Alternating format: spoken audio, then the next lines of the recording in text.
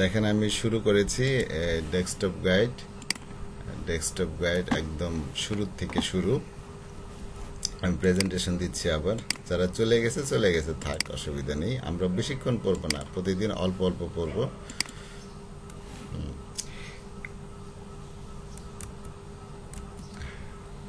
দেখা যায়, দেখেন,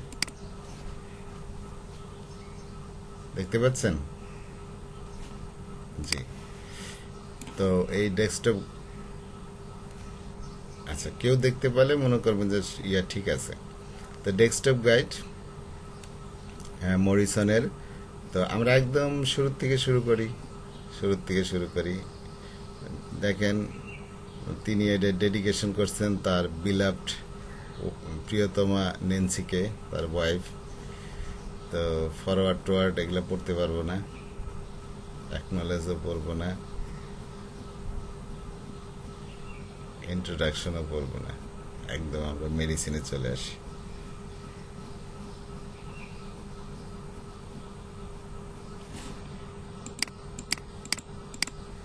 হ্যাঁ, ডেস্কটপ গাইড, ঠিক আছে। আজকে আমরা প্রথম থেকে শুরু করি। এবিস ক্যানাডেন্সিস। জি,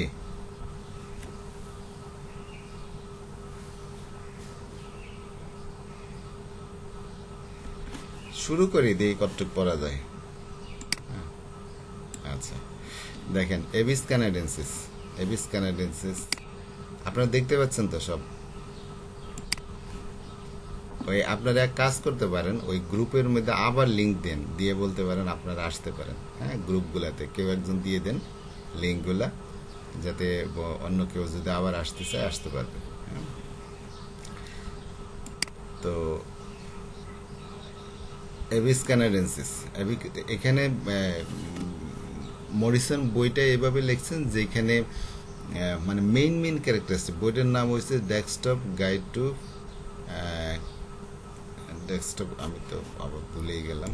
আচ্ছা, desktop guide to keynotes and confirmatory symptoms. তাহলে এমন একটা ডেস্কটপ গাইড যেটা আমাদের ডেস্কটপে থাকবে, রুগী দেখার সময় আমাদের এই টেবিলেই থাকবে, যাতে আমরা একটা ওষুধের কিনিটগুলা, মেইন কিনিটগুলো আমরা জানতে পারি, এবং কনফার্মেটরি সিমটমস। এটা কিন্তু খুব ইম্পর্টেন্ট। আপনার মনে হলো যে রুগীটা সিপিআর, আবার মনে হচ্ছে না এটা ন্যাট্রামিওরের রুগী, কারণ অনেক লক্ষণের সিমিলারিটি আছে। তারপরে আপনি জাস্ট যদি এটা পার্থক্য করতে না পারেন, জাস্ট এই বইটা হাতে নেবেন, হাতে নিয়ে জাস্ট ওইটা দেখে নিলেন। কনফার্মেটরি সিমটমগুলো রুগীর কাছ থেকে জিজ্ঞেস করে কনফার্ম হবেন, হ্যাঁ এটা র্যাকনাভিয়ারের রোগী বা এটা সিপিআর রোগী।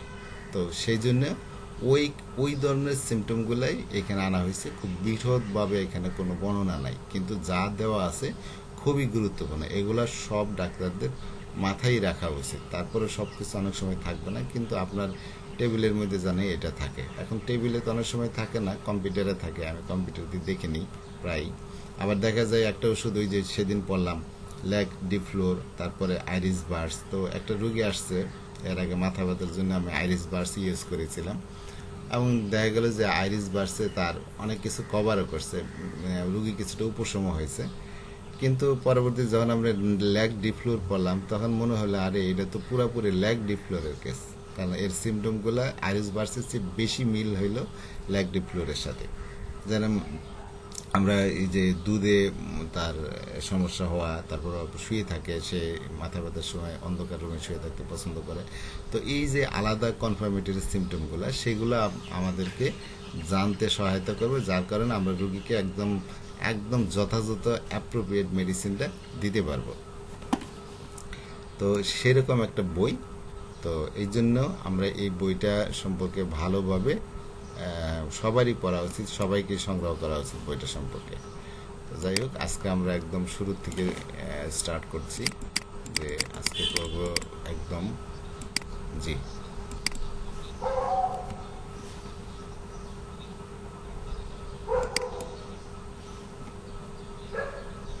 হ্যাঁ, বই আকারে পাওয়া যায়। বই আকারে একদম ইন্ডিয়া থেকে প্রকাশ করা বই, সেটা ওই জয়কালী মন্দিরে আমি দেখেছি। হ্যাঁ, গোলাম রব্বানী ভাইয়ের কাছে হয়তো থাকতে পারে, বা অন্য কারো আছে যারা অনলাইনে বই বিক্রি করে, তাদের কাছে পাবেন।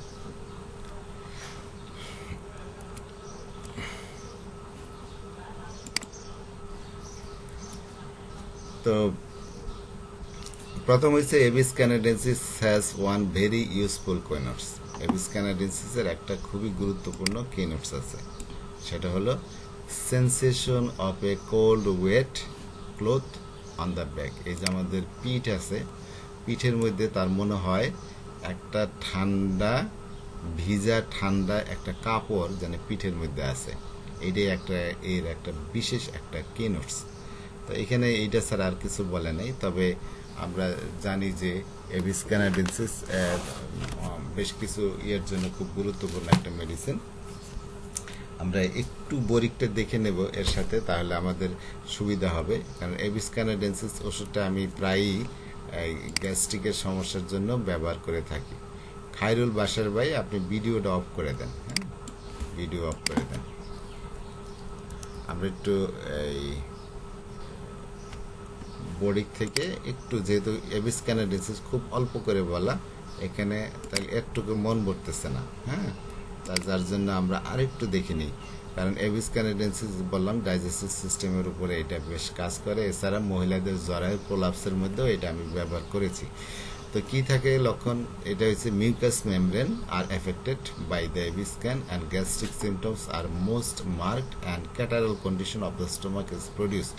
তো শরীরে যত শ্লেষ্মিক মেমব্রেন আছে, শ্লেষ্মিক না শ্লেষ্মিক নাকি উচ্চারণ হয়, যেগুলো মিউকাস, মুখমণ্ডল, আমাদের ইন্টেস্টাইনের ভিতরে লেয়ারগুলা, স্টোমাকের ভিতরে লেয়ার, এগুলো হচ্ছে মিউকাস মেমব্রেন থাকে এখানে। তো এই মিউকাস মেমব্রেনের উপরে এবিস ক্যানাডেন্সিসের বিশেষ প্রভাব আছে এবং সেই গ্যাস্ট্রিকের পাকস্থলীর অনেক লক্ষণ তৈরি করে, সেগুলাই সুস্পষ্ট। এবং স্টোমাকের ক্যাটারাল কন্ডিশন, ওইখান থেকে স্রাব করে। দেয়ার আর পিকুলিয়ার ক্রেভিং, এই ওষুধে বেশ কিছু ক্রেভিং আছে, খাবারের প্রতি প্রবল ইচ্ছা, এবং chilly sensation that are very characteristic. ওষুধ চিলি সেন্সেশন আছে, ঠান্ডা অনুভব করে।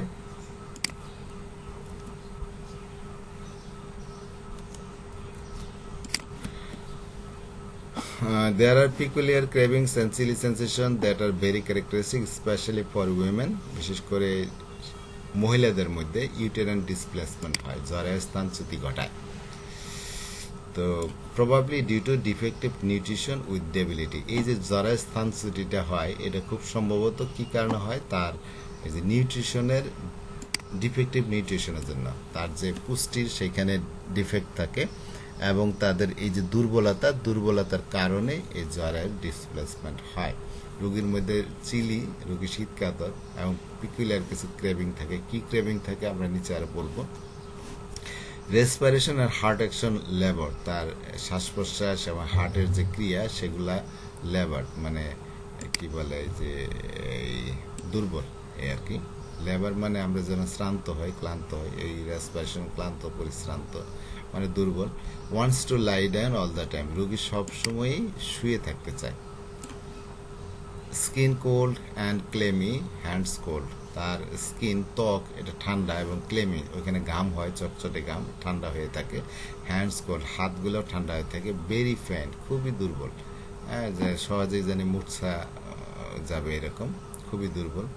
Right lung and liver feel small, এই যে বুকের যে ডান পাশের যে ফুসফুস এবং লিভার তার কাছে ছোট মনে হয় এবং হার্ট শক্ত মনে হয়। গ্লিট আছে, এই যে গনোরিয়ার স্রাব হয় যেরকম গ্লিট, তো এটা আছে।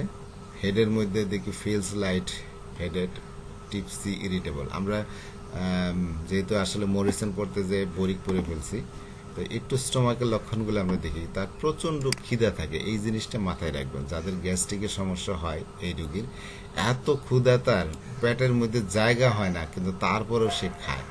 হ্যাঁ, প্রচুর পরিমাণে হয়। ক্যানাইন হাঙ্গার উইথ টর্পিড লিভার, লিভারগুলা অসার থাকে, লিভার ঠিকমতো কাজ করে না।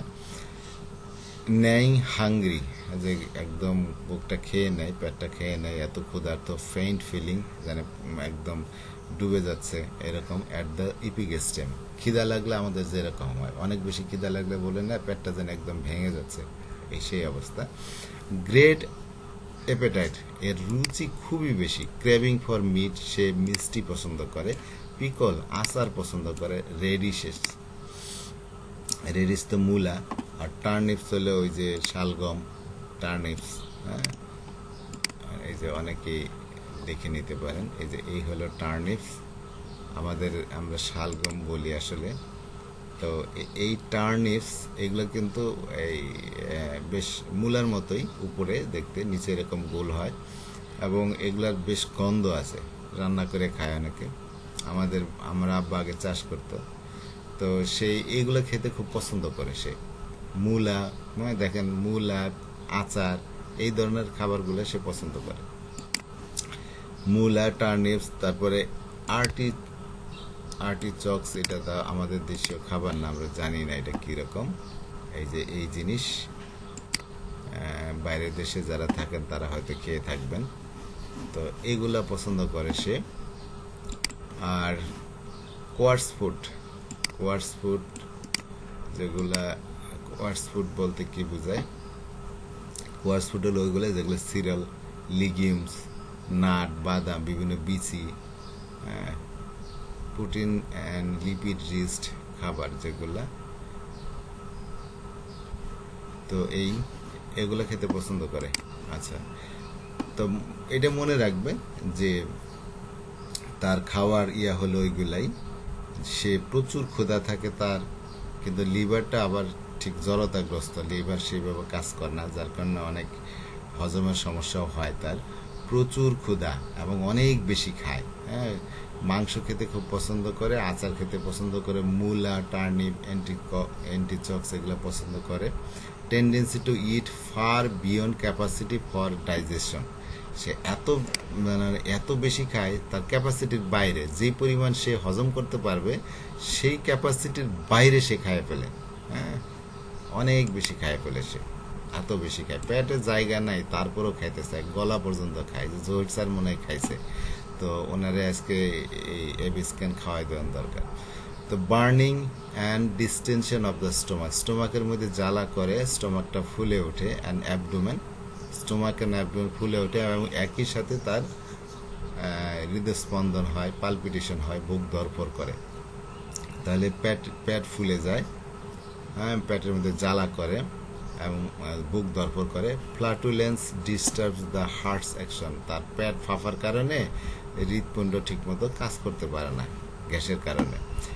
Pain in right shoulder blade, এই যে আমাদের পিছনে যে শোল্ডার ব্লেড আছে, ত্রিকোণাকার যে ইয়াটা আছে, হাড়টা আছে, সেই হাড়ের ওইখানে ব্যথা করে। এই যে শোল্ডার ব্লেড আমরা যদি দেখি, যে ডান পাশে শোল্ডার, যে এটা হচ্ছে শোল্ডার ব্লেড, তো এই শোল্ডার ব্লেডের তার ডান পাশের যেটা, ডান পাশ তো এইটা, এইখানে তার ব্যথা করে। তো অ্যান্ড কনস্টিপেশন থাকে রোগীর, এই যে খায় বেশি, পেট ফাঁপা ধরে থাকে, কিন্তু পায়খানা ওইরকম হয় না, পায়খানাটা কষা থাকে, কোষ্ঠকাঠিন্য থাকে, এবং পায়খানার রাস্তায় জ্বালা করে। এরকম রোগী অনেক পাবেন যে প্রচুর খায়, লাগুর সাথে কিছু মিল আছে, তবে এ পছন্দ করে হলো মাংস, আচার, এই জাতীয় খাবার। হ্যাঁ, রেডিশ, মূলা, টার্নিপস, এইগুলো এই জাতীয় খাবার, বিভিন্ন কোয়ার্টস ফুড, ওই যে বিভিন্ন বিচি, তারপরে এই যে সিমের বিচি, হ্যাঁ, যেগুলো আমরা দেখলাম কোয়ার্টস ফুডের মধ্যে। বিভিন্ন সিরিয়ালস কি, এই যে এগুলো দেখেন, সিরিয়ালস আর সিডস অথবা গ্রেইন, কোনো কিছু বিচি বা কোনো কিছু গুঁড়া, তো যেরকম গম টমও মনে হয়। আচ্ছা, যাই হোক, এগুলা সে খুব পছন্দ করে। হ্যাঁ, সিরিয়ালস, আচ্ছা ঠিক আছে। হ্যাঁ, কর্নফ্লাওয়ার, এই যে ভুট্টা টুট্টা, এই জাতীয় খাবার হবে।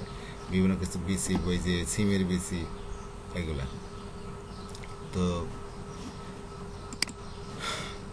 প্রচুর খায়, পেটের মধ্যে জায়গা নাই, হজম করার মতো ক্যাপাসিটি নাই, যেটুক ক্যাপাসিটি আছে হজম করার তার চেয়ে বেশি খায় ফেলে। আচ্ছা, যার কারণে দেখা যায় তাদের পেট জ্বালা করে, পেটটা ফুলে থাকে একদম, এবং এর কারণে বুক ধরফর করে। এই পেটে গ্যাস হওয়ার কারণে তাদের হার্টটাও ঠিক মতো কাজ করতে পারে না, হার্ট অ্যাকশন ব্যাহত হয়। তার রাইট শোল্ডার ব্লেডে ব্যথা আছে, রুগী কনস্টিপেটেড থাকে, এবং তার পায়খানার রাস্তায় জ্বালা করে। আর মহিলাদের ক্ষেত্রে এটা ব্যবহার হয়, সেটা হলো জরায়ের স্থানচ্যুতিতে সে তার যে জ্বরের যে ফান্ডাস আছে সেখানে সোর ফিলিং হয়, একটা ক্ষতবোধ অনুভূতি হয়। রিলিভ বাই প্রেশার, ওইখানে যদি চাপ দিয়ে ধরে থাকে তাহলে সে ভালো ফিল করে। ফ্রুস্ট্রেশন, খুবই দুর্বলতা। Wants to lie down all the time, এই ধরনের মহিলারা যাদের জ্বরের এই সমস্যা আছে তারা খুবই শ্রান্ত ক্লান্ত থাকে, সারাদিন শুয়ে থাকতে চায়। Things Om is soft and feeble, এবং তারা মনে করে তাদের জরায়ুটা সফট হয়ে গেছে এবং খুবই ক্ষীণ হয়ে গেছে, খুবই দুর্বল হয়ে গেছে, এরকম মনে করে। এবং এটা বলা হয়ে থাকে মহিলাদের এই দুর্বলতার, শারীরিক দুর্বলতার কারণেই তাদের এই জরায়ুর স্থানচ্যুতিটা হয়। তো সে এই ফান্ডাসে, জ্বরের ফান্ডাসে একটা সোর, একটা টাটানি, একটা ক্ষতের মতো ব্যথা অনুভব করে, সেটা আবার চাপ দিয়ে ধরলে ভালো ফিল করে। রুগী খুবই শ্রান্ত ক্লান্ত, সারাদিন শুয়ে থাকতে চায়। রুগী মনে করে তার জরায়ুটা নরম হয়ে গেছে এবং খুবই দুর্বল হয়ে পড়ছে, ক্ষীণ হয়ে পড়ছে। তো এই রোগীর আবার কোল্ড শিভারিং আছে, খুব শীতার্ত। আগেই বলেছি যে চিলি সেন্সেশন থাকে, খুব শীতার্ত। As he blood R ice water, তার কাছে মনে হয় তার শরীরের রক্তগুলা জানে বরফ পানি, এরকম। সিলস রান ডাউন ব্যাক, এই যে শীত ভাবটা, এত শীত লাগে সেটা পিঠ বেয়ে বেয়ে নিচের দিকে নামে। এই জন্য তার কাছে অনেক সময় মনে হয় দুই শোল্ডার, দুই কাঁধের মাঝখানে এখানে মনে হয় কোল্ড ওয়াটার আছে, কোল্ড ওয়াটার আছে, ঠান্ডা পানি আছে, এরকম ঠান্ডা পানি আছে। যেটা মরিসন বলছে যে ওইখানে তার কাছে মনে হয় একটা একটা কাপড়, ভিজানো কাপড় যেন ওই ওই পিঠের মধ্যে লাগানো আছে, এরকম অনুভূতি। স্কিন ক্লেমি অ্যান্ড স্টিকি, এবং নাইট সুইট, তার রাতে ঘাম হয়। আমরা 9টা পর্যন্ত পড়বো, 8:45 বাজে, আর একটা ওষুধ মনে হয় আমরা পড়তে পারবো। তাহলে এবিস ক্যানাডেন্সিস যারা ব্যবহার করেন নাই তারা মনে হয় এই যে স্টোমাকের বিশৃঙ্খলা, পাকস্থলীর যে বিশৃঙ্খলা, রোগী প্রচুর পরিমাণে খায়, হ্যাঁ, এত বেশি খায় যেটা তার ক্যাপাসিটির বাইরে, হ্যাঁ, এবং যারা খুব মাংস এবং খুব আচার, রেডিসেস, হ্যাঁ, মূলা, টার্নিপস, অ্যান্টিচক্স, এগুলো খেতে চায়, বিভিন্ন কোয়ার্স ফুডস, বিভিন্ন বিচি, বিভিন্ন গ্রেন, এগুলো খেতে চায়, এরকম এত বেশি খায় কিন্তু যেগুলো তার হজমের বাইরে, স্টোমাক ফুলে ঢোল হয়ে যায়, অ্যাবডোমেন ফুলে যায় এবং বুক দরফরানি শুরু হয়। পেট ফাঁপার কারণে হার্টের অ্যাকশনও ব্যাহত হয়। রোগী কনস্টিপেটেড থাকে এবং পায়খানা রাস্তায় চুলকায়, এবং তার রাইট শোল্ডার ব্লেডের নিচে পেইন হয়। আর মহিলাদের জন্য ব্যবহার হবে জরায়ের যাতে স্থানচ্যুতি আছে, এবং মনে হয় যে জরায়ের যে ফান্ডাস আছে, ফান্ডাস of the stomach, sorry ফান্ডাস of the uterus, সেইখানে এটা তলপেটে আর কি, নাভির নিচে যে জরায়ের যে ফান্ডাসটা, জি, এই যে ফান্ডাসটা, এই অংশটাকে বলে ফান্ডাস, আর এইটুকু বলে বডি অফ দ্য ইউটেরাস। আর জরায়ের সামনের দিকের এই অংশটাকে বলে আপনার, এই যে এখানে যে অবশ্য টিউমার দেখাচ্ছে, এটা দেখি, এই যে এটা হচ্ছে ইউটেরান ফান্ডাস, এটা হচ্ছে ফ্যালাপিয়ান টিউব, এটা তো আপনাদের ওভারি, আর এটা হচ্ছে ইউটেরাসের ভিতরের ক্যাভিটি, আর এটাকে বলে বডি অফ দ্য ইউটেরাস। আর সামনের যে অংশ এটাকে বলে সার্ভিক্স, হ্যাঁ, সামনের অংশটা সার্ভিক্স। তো যাই হোক, এটা সার্ভাইকাল ক্যানেল, এখানে একটা মুখ, এটাকে বলে এক্সটার্নাল অস, আর এর ভিতরের মুখটাকে বলে ইন্টারনাল অস। তো সামনে থেকে বেজে না। এই তো হলো জরারিয়াটা। তার এই ফান্ডাস রিজনে মনে হয় এখানে একটা টাটানি, একটা ব্যথা, একটা সোর, একটা ক্ষতের মতো ব্যথার অনুভব করে, ক্ষতের মতো অনুভব থাকে, যেটাকে একটু প্রেশার দিলে সে ভালো ফিল করে, ভালো অনুভব করে। এবং রুগী খুবই শ্রান্ত ক্লান্ত, পরিশ্রান্ত থাকে, সারা দিন শুয়ে থাকতে চায়। আর রুগী মনে করে তার জরাটা একদম নরম হয়ে গেছে, একদম দুর্বল হয়ে গেছে। তো এই, আর শীত অবস্থায় আপনি ব্যবহার করতে পারবেন। যদি কোনো রুগী মনে করে এত শীত তার শরীরে, সে মনে করে আমার শরীরের রক্তগুলা সব জানে, রক্ত তো গরম থাকার কথা, তার কাছে অনুভব হয় রক্তগুলা জানি একদম বরফ পানি হয়ে গেছে, এরকম।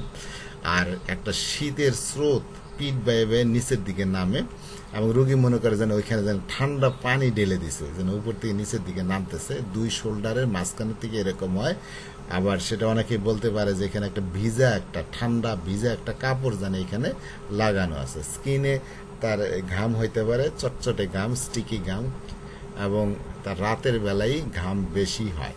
তো এই অবস্থার ক্ষেত্রে আপনারা এই বিশেষ করে স্টোমাকের সিমটমগুলোতে আপনারা এবিস কানাডেন্সিস ব্যবহার করতে পারবেন এবং লক্ষণ মিলিয়ে দিলে খুব ভালো রেজাল্ট হয়। এর এই চাচাতো ভাই আর একটা মেডিসিন এবিস নাইগ্রা, সেটাও গ্যাস্ট্রিকের অনেক লক্ষণের সাথে মিল খায়। বিশেষ করে রুগী মনে করে তার এখানে একটা মনে জানে কি একটা আটকে আছে, এই যে বুকের এইখানে উপর পেটে মনে যেন একটা ডিমের মতো জানে কি একটা আটকে আছে। আমরা নেক্সট মেডিসিন পড়ি মরিসন থেকে। আচ্ছা আচ্ছা, এই দেখেন এবিস নাইগ্রাটা পড়ে আজকে শেষ দেব, ঠিক আছে? তো এবিস নাইগ্রাতে কি আছে দেখেন। এবিস নাইগ্রাতে এবিস নাইগ্রা ওটার খালাতো ভাই ধরেন। তো Abies nigra is primarily a remedy for gastric condition. এটা প্রধানত কিসের ওষুধ? গ্যাস্ট্রিকের সমস্যার ওষুধ। ওই পাকস্থলীর বিভিন্ন রোগের সমস্যা এবং সেখানে পেপটিক আলসার অথবা স্টোমাকের প্রদাহ বা হায়াটাস হার্নিয়া হইলে এবিস নাইগ্রাটা ব্যবহার হয়। হায়াটাস হার্নিয়াটা আমি একটু পরে বুঝাই দিচ্ছি। তো দ্য মেইন কিনোটস, এই ওষুধের প্রধান যে কিনোটটা যেটা দেখে আপনি এই ওষুধের কথা মনে আসবে সেটা হলো horrible sensation of a lump in the top of the stomach. এই স্টোমাকের উপরিভাগে মানে আমাদের পেটের একদম উপরিভাগে রুগীর মনে হয় ওইখানে একটা পিণ্ড আছে, একটা লাম্পের অনুভব করে। অনেকে বলে একটা ডিম জানে ওখানে গুজে আছে এরকম। The patient may feel as if there were a stone, রোগীর কাছে মনে হইতে পারে সেখানে একটা স্টোন আছে, পাথর আছে। ইন দ্য ইপিগ্যাস্ট্রিয়াম, এই ইপিগ্যাস্ট্রিয়াম রিজনে as if he had swallowed an egg, মনে হয় সে যেন একটা ডিম গিলে ফেলছে, তো এরকম মনে হয়। তো আমরা যদি দেখি একটু বুঝাই দিই জিনিসটা। আপনার একটা হলো হায়াটাস হার্নিয়াটা এটা হলো দেখেন আমাদের ছবিটা দেখেন। এই তো মানুষের এই যে এটাকে বলে ট্রাঙ্ক অফ দ্য বডি। হাত পা মাথা বাদ দিলে, হাত পা এবং মাথা যদি বাদ দেয়, শরীরের এই অংশটাকে বলে ট্রাঙ্ক অফ দ্য বডি। তো উপরের অংশটা হলো চেস্ট আর নিচের অংশটা হলো অ্যাবডোমেন। এই দুইটা অংশকে আলাদা করতে একটা পর্দা, এটাকে বলে ডায়াফ্রাম। হ্যাঁ হ্যাঁ, এই ডায়াফ্রাম উপরের অংশ হলো চেস্ট। এখানে আমাদের কি থাকে? ইম্পর্টেন্ট অর্গান থাকে, যেরকম লাংস থাকে, আর থাকে আমাদের হার্ট থাকে। লাংস থাকে, হার্ট থাকে, এগুলো খুবই গুরুত্বপূর্ণ। যার কারণে এইগুলাকে আল্লাহ তাআলা একটা খাঁচা বানাইয়া তার ভিতরে রাখছে যাতে সহজে এগুলাতে আঘাতপ্রাপ্ত না হয়। তো উপরের অংশ থেকে আমাদের খাদ্য নালী নামছে। হ্যাঁ, খাদ্য নালীটা যখন পেটে, আমরা জানি স্টোমাকটা তো পেটে, তো এইটা নামছে একটা ছিদ্র পথ দিয়ে। এই ডায়াফ্রামের মধ্যে বেশ কিছু ছিদ্র আছে। হ্যাঁ, একটা বড় ছিদ্র হলো ইসোফেজিয়াল ওরিফিস, মানে একটা খোলা ইসোফেজিয়াল ওরিফিস। সেই ছিদ্র দিয়ে আমাদের স্টোমাকটা হয়। নর্মালি আমি অন্য দেখে আরেকটা ছবি দেখে, এই দেখেন, এই তো ডায়াফ্রাম, এই তো আমাদের খাদ্য নালীটা এইভাবে নিচে নেমে ইসোফেগাসের এই যে মধ্যচ্ছদার এখানের যে ছিদ্র আছে সেই ছিদ্র দিয়ে প্রবেশ করে, তারপরেই কিন্তু স্টোমাকটা শুরু হয়েছে। আর স্টোমাকের এই যে উপরের অংশ এটাকে বলে ফান্ডাস অফ দ্য স্টোমাক। যেরকম জরায়ুতে দেখেছিলাম গম্বুজ আকৃতি, সেরকম এই ফান্ডাস অফ দ্য স্টোমাক হলো এই উপরের অংশ। এখন হায়াটাস হার্নিয়া কি? হায়াটাস হার্নিয়াটা হলো যে কোনো কারণে, প্রেশারের কারণে বা যে কোনো কারণেই হোক, যদি এই যে আমাদের ইসোফেজিয়াল ওরিফিস, যেটা মধ্যচ্ছদার যে যে ছিদ্রপথ, এই ছিদ্রপথ দিয়ে স্টোমাকের কিছু অংশ যদি উপরের অংশ উঠে যায়, হ্যাঁ দেখেন স্টোমাকের কিছু অংশ উপরের অংশে উঠে গেল, এটা হালকা উঠছে, এটা যে স্লাইডিং হায়াটাল হার্নিয়া বলে। আর দেখেন বেশ কিছু উঠে গেছে। তো এই উঠে যাওয়াটাকেই বলে আপনার হায়াটাস হার্নিয়া। সেটা বিভিন্ন রকম হইতে পারে। দেখেন এই যে নর্মালি তো এরকম থাকার কথা, এই যে উপরের দিকে উঠে গেছে এটা। তো এটা হলো hiatal hernia type 1, type 2, type 3, তিনটা অংশ তিনভাবে বলছে। তো যাই হোক, এই যে সেটাই দেখাচ্ছে, এই যে এখানে দেখেন স্টোমাকের বেশ কিছু অংশ উপরের ভাগে উঠে গেছে। তো এই হায়াটাস হার্নিয়ার জন্য এইটাও যদি হয় কারো, তার কিছু মনে হবে যে এখানে যেন একটা বল আছে, বুঝতে পারছেন, একটা পিণ্ড আছে, মানে যেন সে যেন একটা ডিম খেয়ে ফেলছে এরকম। তো এটা হইলেও ওই হাইটাস হার্নিয়াতে এরকম অনুভব হতে পারে। সেই কারণে হাইটাস হার্নিয়ার মধ্যে যেহেতু হোমিওপ্যাথিক ওষুধ লক্ষণ নির্ভর, হাইটাস হার্নিয়ার ক্ষেত্রেও এই ওষুধটা কাজ করে এবিস নাইগ্রা। তো আর কি পড়লাম যে হাইটাস হার্নিয়া আর পেপটিক আলসার তো জানেনই যে ওখানে পেপটিক আলসারটা পরবর্তীতে আসবে। তো আপনার গ্যাস্ট্রাইটিস ওই পাকস্থলী প্রদাহ হইলে এটা, তো মেইন সেন্সেশনটাই ওইটাই মনে হয় ওইখানে একটা লাম্প আছে। আর আমরা জানি যে অ্যাবডোমেনের 9টা ভাগ, ইপিগ্যাস্ট্রিয়াম যে বলি আমরা, ইপিগ্যাস্ট্রিয়াম একটু বলে রাখি এখানে। ইপিগ্যাস্ট্রিয়াম আমাদের যদি অ্যাবডোমেনের যে আমরা জানি 9টা ভাগ আছে, হ্যাঁ, এই তো আমাদের অ্যাবডোমেন। এই যে ধরেন এই যে উপর অংশ চেস্ট, এই তো ধরেন মধ্যচ্ছদা, তার নিচে হলো অ্যাবডোমেন। এই অ্যাবডোমেনকে ধরেন এই চারটা লাইন দিয়ে এরকম ভাগ করা হয়েছে। লাইনগুলো কোথার থেকে আসছে এখন অত বিস্তারিত না গেলাম, 4টা লাইন দিয়ে ভাগ করা হয়েছে। তো এই যে উপরের যে অংশ তাতে 9টা রিজন হয়েছে, এখানে 9টা।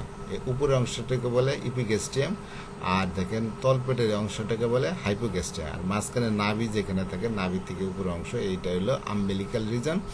আর ডান পাশে এটাকে বলে রাইট হাইপোকন্ড্রিয়াম, বাম পাশের উপরের বাম পাশেটা বলে লেফট হাইপোকন্ড্রিয়াম, আর মাঝখানের এই ডান পাশে lumber reason, right lumber reason, এই পাশেটা লেফট লাম্বার রিজন, আর নিচের এই অংশটাকে বলে আপনার ইঙ্গুইনাল রিজন, এটা রাইট ইঙ্গুইনাল রিজন, এটা হচ্ছে লেফট ইঙ্গুইনাল রিজন। এই যে আমরা বলি তার ইপিগ্যাস্ট্রিয়াম সমস্যা, তার মানে তার উপর পেটের সমস্যা। তো এই উপর পেটে এইখানেই তার হার্ট, এই একটা ডিম বা একটা পিণ্ড বা একটা পাথর এরকম সে অনুভব করে। তো গ্যাস্ট্রোইন্টেস্টিনাল পাকস্থলী এবং অন্ত্রের যে লক্ষণগুলা, সেখানে মেইন লক্ষণ এইটা কি নোটস, এটা sensation of a lump in the epigastrium. তার ইপিগ্যাস্ট্রিয়ামে একটা লাম্পের অনুভূতি মে বি ডিসক্রাইব, রোগী এইভাবে বর্ণনা করতে পারে, as if one had swallowed an egg or a rock. রোগী এইভাবে বলতে পারে যে কোন একটা রোগী হয়তো একটা ডিম গিলে ফেলছে অথবা একটা পাথর গিলে ফেলছে, সেটা ওখানে যে আটকে আছে। স্টোমাক পেইন আফটার ইটিং, খাওয়ার পরেই কিন্তু তার পেটে ব্যথা শুরু হয়ে যায়। Gastric problem in elderly patients, বয়স্ক মানুষ যারা বয়স্ক তাদের যদি গ্যাস্ট্রিকের সমস্যা হয়, সেখানে এবিস নাইগ্রার কথা চিন্তা করবেন। কিন্তু তার মেইন কি নোটস যেটা দিয়ে ওষুধটা প্রেসক্রাইব করবেন সেটা হলো এই লাম্প সেন্সেশন। তো চেস্টের মধ্যে আছে কার্ডিয়াক প্রবলেম, হার্টের সমস্যা আছে বিশেষ করে বয়স্ক মানুষের ক্ষেত্রে। যাই হোক, cardiac disease, gastritis, hiatus hernia, peptic ulcer এগুলোতে ব্যবহার হয়। তো মোটামুটি আজকে এই 2টা ওষুধই থাক, এই 2টা ওষুধ পড়লাম। তো আপনাদের আশা করি মনে থাকবে, আমরা ধারাবাহিকভাবে পড়ে যাব ইনশাআল্লাহ।